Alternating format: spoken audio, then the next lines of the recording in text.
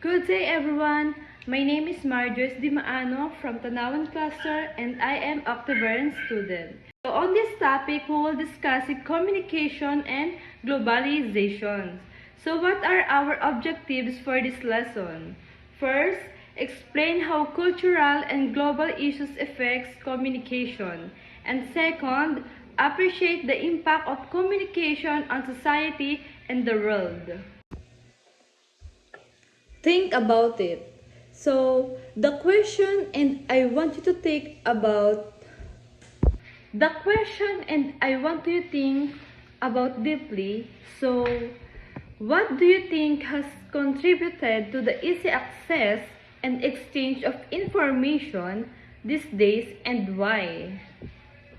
So now, what are the contributing factors why it's easier for us to access information and of course to share information?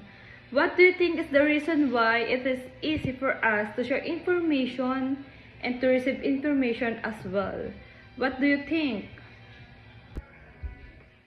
Some of you may say there is easier access and exchange of information because of the technology we are enjoying today, right? So, previously, in order to receive information, we have to write letters, telegram, use telephones, but right now, with the help of media, the different forms of technology, like your gadget, your smartphones, your laptop, computers, it's easy for us to share information. With just one click of your finger, we can already stand and receive information with the help of the different applications.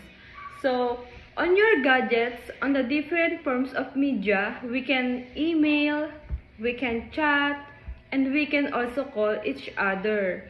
And the most especially is even we are using our social media for the better communication offered for to easy access in information because a single chat can already be seen by many people. You will no longer send it one by one, right?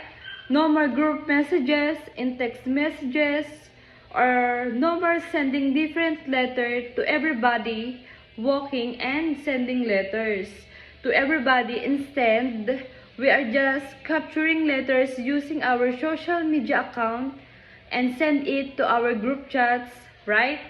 So, okay. Now, in transacting or communicating in a global setting, what vital preparations must be done and why? Okay. What is global setting? Not total setting, ha? Global setting already. It is where we are communicating with different types, ethnicities, races of people. So now, when we are transacting with with other people who are different, who have different culture from us, how should we be preparing in order for us to be understood by them? So what vital preparation must be done in order for us to be understood by other people? Globalization. So now, what is globalization? When you say globalization, it is the communication and assimilation among individuals, ethnicities, races, institutions, government of various nations, supported by technology, and compelled by international trade. So what do you understand about globalization? Okay, again, this is where different types, different ethnicities, different races, different culture of people are communicating. Example, the recently concluded Miss Universe, there is, we can we can see globalization because different ethnicities, different nationalities, whether people with different religions, people with different background are communicating for a certain event. For example, there is a globalization in the classroom. When you say communication and globalization, it is people coming together to communicate even if we have differences among if you are Catholic, Christian, Muslim, Filipino, Japanese, Chinese. There are mix of differences that is already globalization and is supported by technology and compelled by international trade.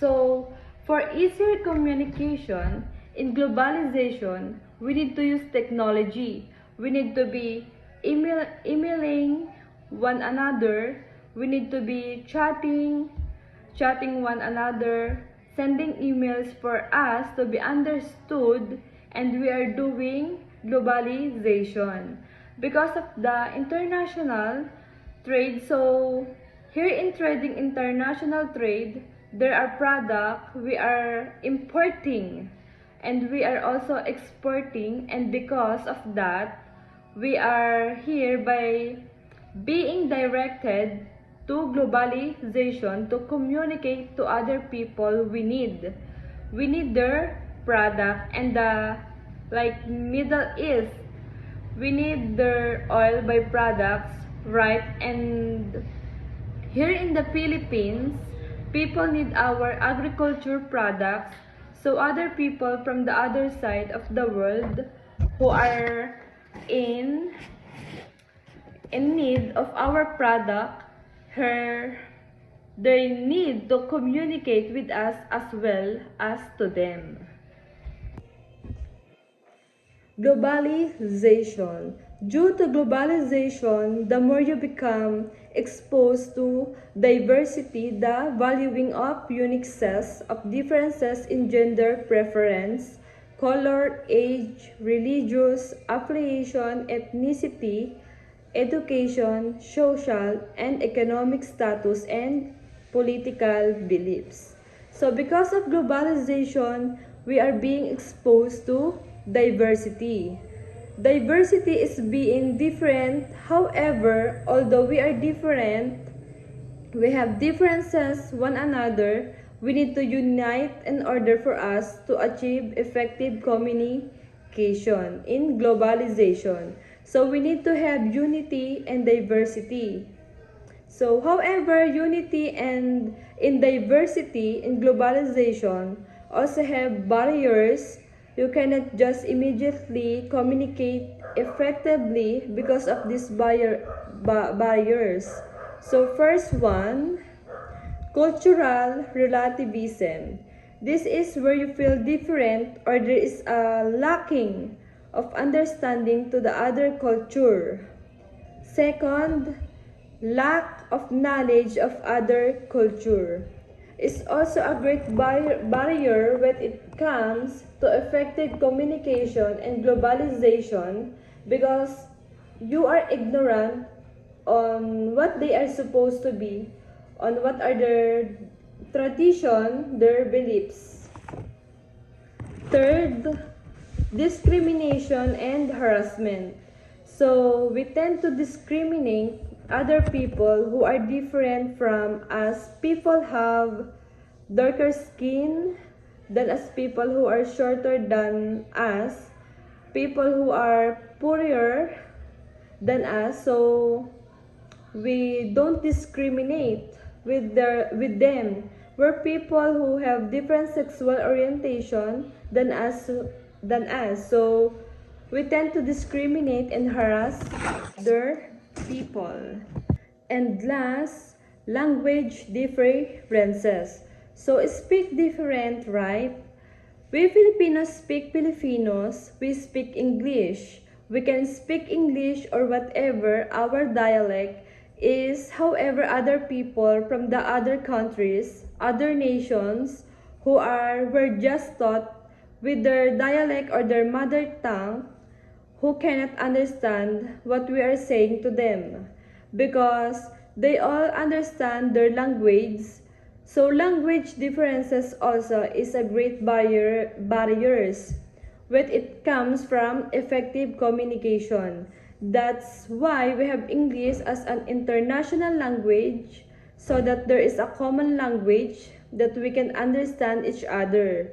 However, not all people around the world are privileged to learn English, so we all also have to consider the language differences when it comes to effective communication in globalization. Strategies to become an effective global communication by Krizan in 2014. So now, how can we become an effective communicator? This is the strategies to become an effective global communication according to Krizan in 2014. So first, review communication principles. So you have to review why are communicating, right? Think about what is the message that I want to convey to others, that I want to say to my receiver. How can I communicate properly to them? What will be your ethics in communication? Second, analyze the message receiver. So think about who is my receiver, who I sending my message to them. Be open on accepting others cultures. You have to be open-minded when you want to become effective global communicator. And next is learn about cultures and apply what is learned. So learn about culture, or you have to understand their traditions, their values and beliefs, so that you can become open-minded to them. You can be accepting of their flaws, or you can be accepting of the things that you find accepting, of the things that you find discriminating to you, but to them is not, and vice versa, or offensive to you, but to them it is natural. Or what do you think are the ways where you are often offending them because of your differences? And of course, consider language needs. If you can learn their language, that is much better also. So, last slide. So, task to accomplish. So that's all, and thank you. Thank you for listening, and I hope you understand this lesson. Thank you.